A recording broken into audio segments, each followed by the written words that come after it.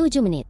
Hanya 7 menit. Itu waktu yang dibutuhkan rudal hipersonik Fatah 1 Iran untuk mengubah Tel Aviv dari kota yang hidup menjadi zona bencana. Malam ini, pusat komando militer, kawasan pemukiman padat, dan infrastruktur kritis Israel luluh lantak. Ini bukan sekadar serangan, ini pemusnahan terencana. Dan daftar targetnya mengungkap rencana Iran yang lebih gelap. Rudal pertama menghantam pangkalan udara Meron, markas sistem radar Green Pine Israel yang menjadi mata dan telinga pertahanan udara mereka. Jika radar ini lumpuh, Iron Dome akan buta, membuka jalan bagi serangan gelombang berikutnya. Lalu, Herzliya, pusat teknologi dan markas besar intelijen Mossad. Serangan di sini bukan kebetulan. Ini pesan Iran. Kami tahu di mana rahasia kalian disimpan. Puluhan mobil terbakar, jaringan listrik padam, dan pusat data pemerintah hangus. Pelabuhan Tel Aviv, gerbang logistik Israel, diluluh lantakan. Kapal-kapal pengangkut senjata Amerika Serikat terbakar di dermaga. Jika serangan ini berlanjut, Israel bisa kehilangan 70% pasokan makanannya dalam 2 minggu. Di Rishon Lezion, sebuah kompleks apartemen hancur berkeping-keping oleh hulu ledak 1000 kg. 500 lebih korban terjebak dalam reruntuhan. Tim penyelamat berteriak, kami butuh lebih banyak alat berat. Tapi dengan listrik padam dan jalan-jalan hancur, evakuasi hampir mustahil. Dampak terbesar, jaringan air. Serangan di Shafdan, pusat pengolahan air terbesar Israel, membuat 3 juta orang kehilangan akses air bersih. Pasukan Israel kini berebut mendistribusikan air botolan, sementara Iran mengancam. Ini baru gelombang pertama. Terjawab di balik serangan Iran yang menyasar 3 tempat utama seperti pangkalan Meron yang selama ini dikenal sebagai pertahanan udara, Herzliya dan pelabuhan Tel Aviv pusat ekonomi dan markas intelijen Israel.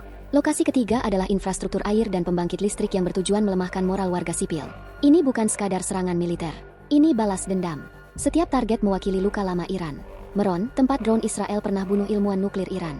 Herzliya, markas operasi Mossad yang dituduh meracuni pejabat Iran. Pelabuhan Tel Aviv, simbol kerjasama Israel-Amerika yang ingin Iran putus. Intelijen Barat baru saja bocor.